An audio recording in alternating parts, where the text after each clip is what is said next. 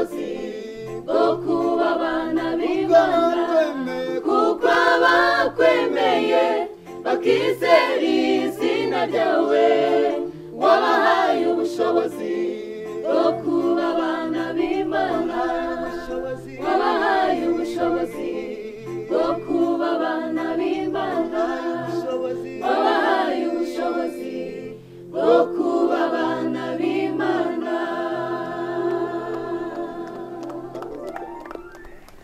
Ndabasuje bakunzi b'Inkoramutima Radio na TV. Uyu ni wa mwanya mumenyereye muri benshi tubararikira abahanzi batandukanye harimo amakorali n'ama-worship team. Uyu munsi rero twabazaniye worship team ikorera umurimo w'Imana mu kuririmba mu ndirimbo bijyanye na gospel. None uyu munsi rero iyi worship team turi kumwe nayo yitwa World Changers. Rero nkaba ndi kumwe nabo hano, murabona n'abantu beza cyane, abahungu n'abakobwa bashima Imana. Rero reka ntangirire ku mukuru wabo ubahagarariye muri aka kanya tubwira icyo akora muri worship team n'abandi bagiye bafatanyije muri uyu murimo. Ni kare batangira twibwira. Murakoze cyane. Nitwa Jean de Dieu Akorimana, ndi umutoza wa World Changers Worship Team. Dukora umurimo w'Imana tukawukorera muri ADPR mu itorero rya Gihogwe. Ndi kumwe na mugenzi wanjye secrétaire comptable yabibwira. Yes, murakoze cyane. Nanjye nitwa Nehemia Kwizera, nkaba ndi umwanditsi nkaba n'umubitsi muri World Changers Worship Team. Murakoze cyane. Ndabona rero ntago mwaje muri mwenyine, ndabona muri kwe na team yose. Nago nzi cyangwa mwagiye mukurikiza kugira ngo muhitemo abanga ntekiza mutangana gutya mungana gutya. Twagiye tureba mu baki akora ko nyine kuri televiziyo cyangwa kuri radio nago twese twaza. Tugiye duhagarariye amajwi atandukanye. Mu busanzwe si worship team yanyu muri abantu bangaye? Dukora umurimo w'Imana turi abantu 45. 45. N'urubyiruko cyangwa muvanze? Harimo iyo munavuze urubyiruko wenda hari igihe akenshi abantu bari ku myaka, ariko turimo abantu bubatse n'ingaragu. Turavanze. Iyi worship team yanyu yatangiye ryari? Mukora umurimo w'Imana ahagana hehe? Yes, worship team yatangiye mu mwaka wa 2010. Yego. Ariko yaje gusa nikomera neza muri 2011. Dukorera umurimo w'Imana mu itorero rya ADPR Paruwase ya Gihogwe no mu itorero rya Gihogwe. Muri Gihogwe. Hari umuntu rero abantu baba badukurikiye batandukanye, hari umuntu utazi Gihogwe iherereye. Iri muri Kigali, iri mu ntara, gusa icyo tumva nuko iri mu Rwanda, ariko ntabwo turi exactement Gihogwe iraherereye hagana. Yes, Gihogwe iri mu karere ka Gasabo mu murenge wa Jari. Urangiye umuntu neza ugeze Karuruma uzamukaho gatoya muri metero nkeya cyane ubuhageze. Reka rero dutangire mutwibwira nka korali. Ubundi umuhanzi yagiye kwivuga agira uburyo yivuga n'intore ikagira uko yivuga. Nkamutwibwira mu kantu gatoya nka korali. Na worship team, sorry. Yes.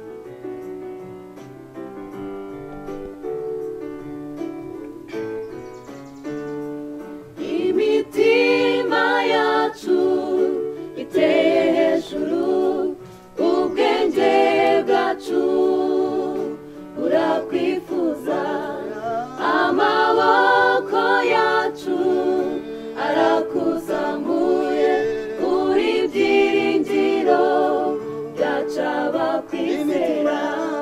Imitima yacu iteye hejuru, ubwenge bwacu burakwifuza, amaboko yacu arakuzamuye, uri byiringiro byacu abakwizera. Twakuvaho tukajya he aho ari wowe ujya umenya ukwifuza kw'imitima yacu, mwami twakuvaho tukajya he ntaho. Ari wowe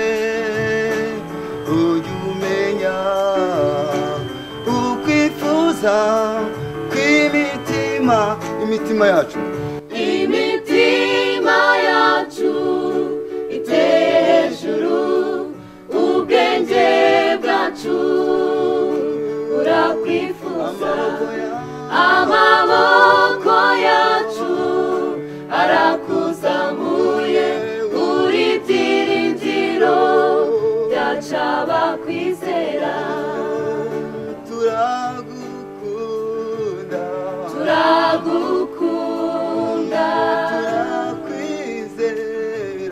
turakwizera turagukunda turakwizera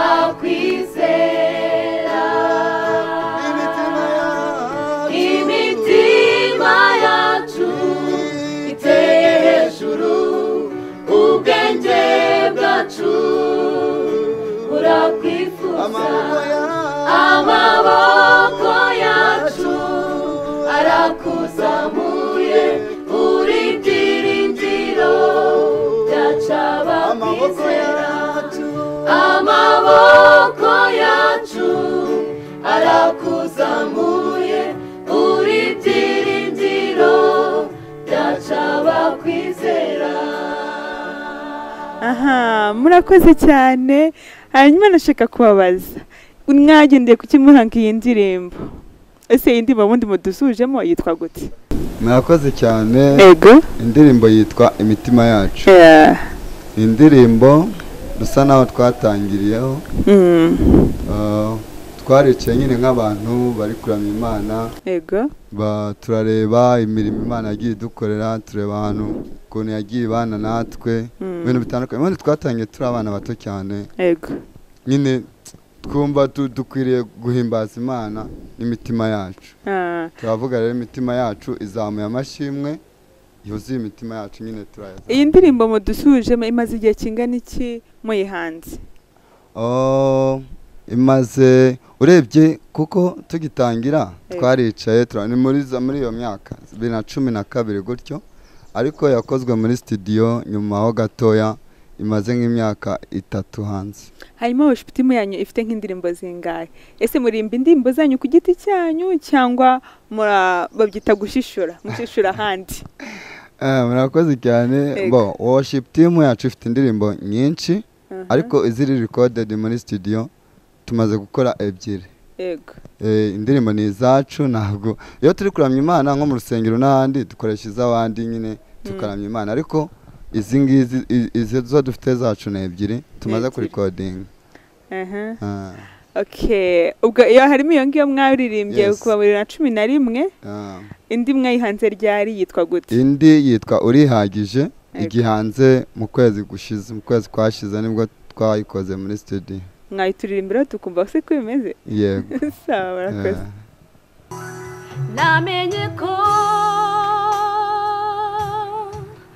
ibyo nyifuriza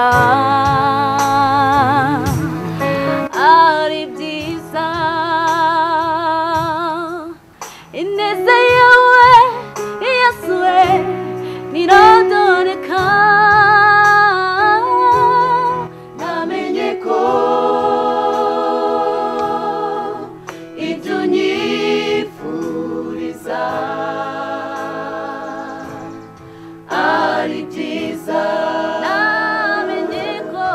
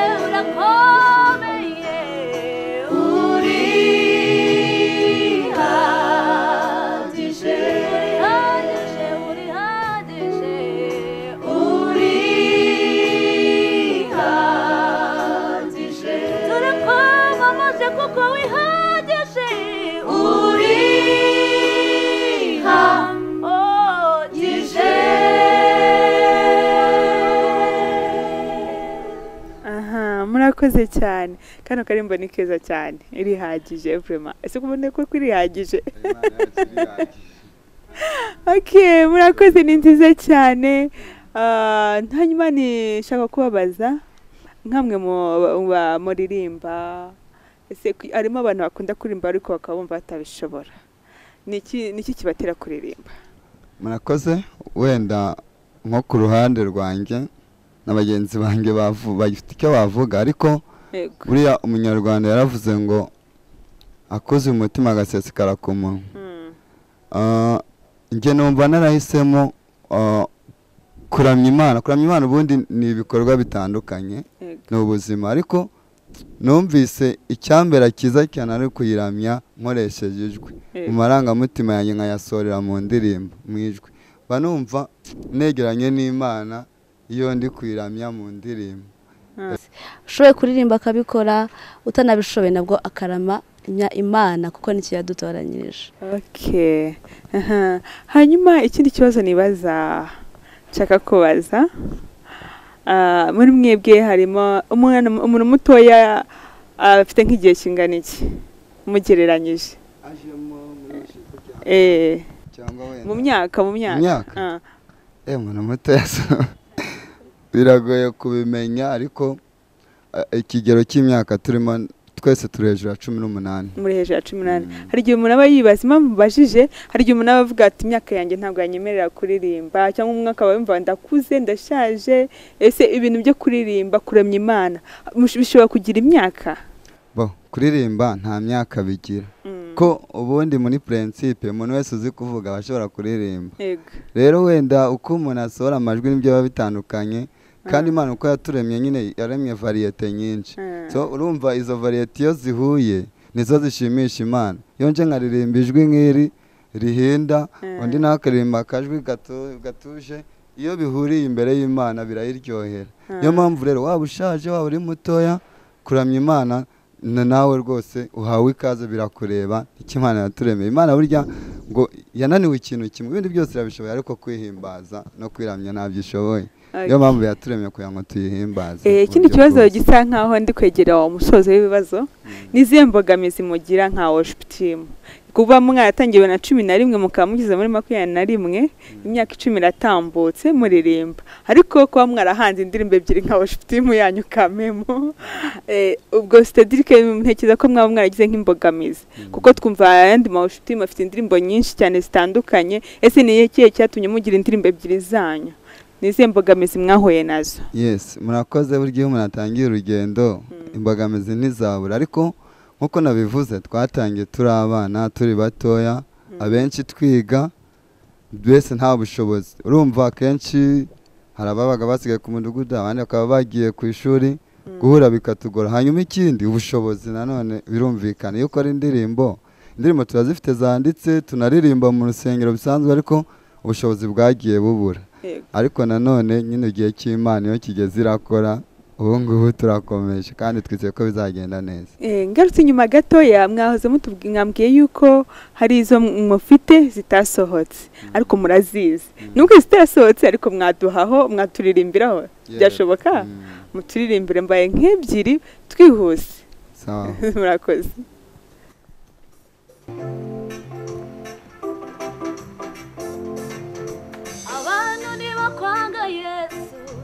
nzakomeza ngukunde kandi niba gusiga njye nkomeze nkwegere Yesu niba gutuka njye nzakomeza nkwamamaze kuko nyir'inzu yanjye tuzakorera Uwiteka abantu niba kwanga Yesu njye nzakomeza ngukunde kandi niba gusiga njye nkomeze nkwegere Yesu niba gutuka njye nzakubiza nkwamamaze kuko nyir'inzu yanjye tuzakorera Uwiteka abantu niba kwanga Yesu nzakomeza ngukunde kandi niba gusiga njye nkomeze nkwegere Yesu niba gutuka njye nzakomeza nkwamamaze kuko njye n'inzu yanjye tuzakorera Uwiteka. Abantu nibakwanga Yesu we nzakomeza ngukunde kandi nibagusiga njye nkomeze nkwegere. Yesu nibagutuka nzakomeza nkwamamaze kuko njye n'inzu yanjye tuzakorera Uwiteka. Abantu nibakwanga Yesu nzakomeza ngukunde kandi nibagusiga njye nkomeze nkwegere.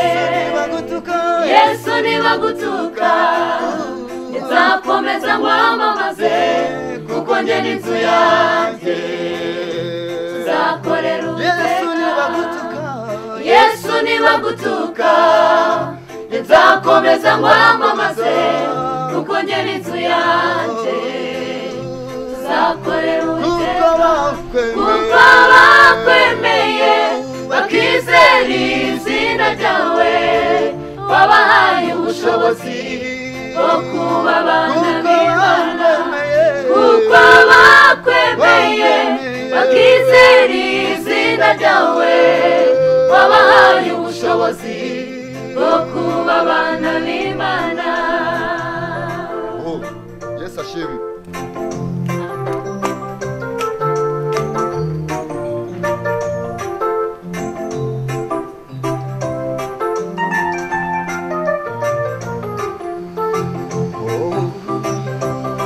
Abizeye izina ry'Imana barahirwa.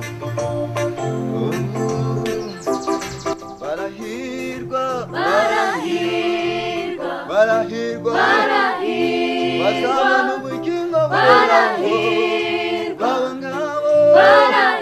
ntacyo bazatwogorera bari muri we barahirwa ko bizera izina rye abo ngabo barahirwa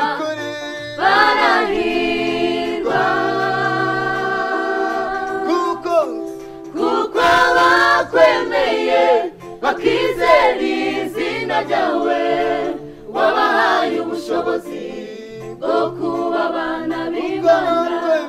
Kuko abakwemeye bakizera izina ryawe wabahaye ubushobozi bwo kuba abana b'Imana. Wabahaye ubushobozi bwo kuba abana b'Imana. Wabahaye ubushobozi bwo kuba abana b'Imana.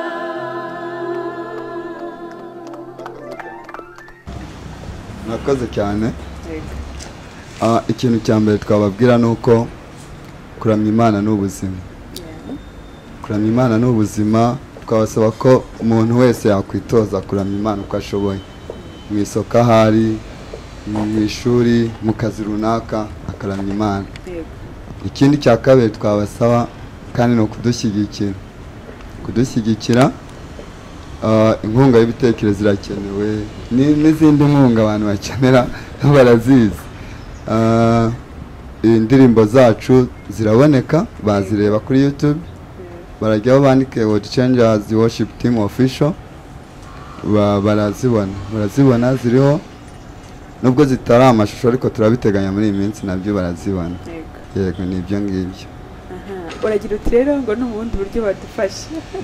Ubwo bundi buryo rero bakunzi barabyumva ni uburyo bwa finance, kugira ngo mubashe ko mwasora indirimbo zanyu. Mufite indirimbo nziza cyane twazikunze, nshyize n'abandi badukurikiye nabo ko bazikunda. Hanyuma umuntu ashaka kubabona yababona gute? Hari uburyo bwinshi, yaba kuri murabizi ikoranabuhanga aho rigeze, kuri social media turiho, kuri Facebook andikamo World Changers Worship Team atubona, kuri YouTube naho ni ibyo ngibyo. Hanyuma na nimero umuntu yayitanga wenda yanjye ku buryo agize ushaka kugitera inkunga cyangwa kugira ikindi atubaza yaduhamagara. Wayivuga 0788 62 99 ibasubiremo nanone 0788 62 99 81. iri no kuri WhatsApp bakandikira nta kibazo. Okay, murakoze cyane. Mudusezere rero musezere nk'abahanzi nk'abaririmbyi.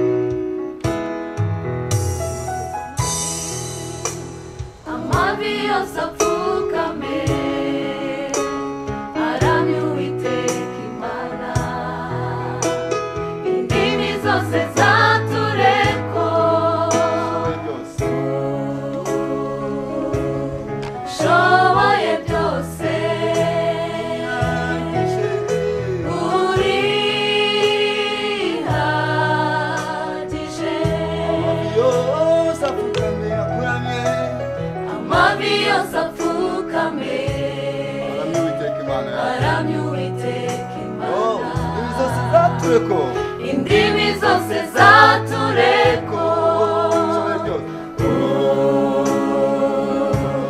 shoboye byose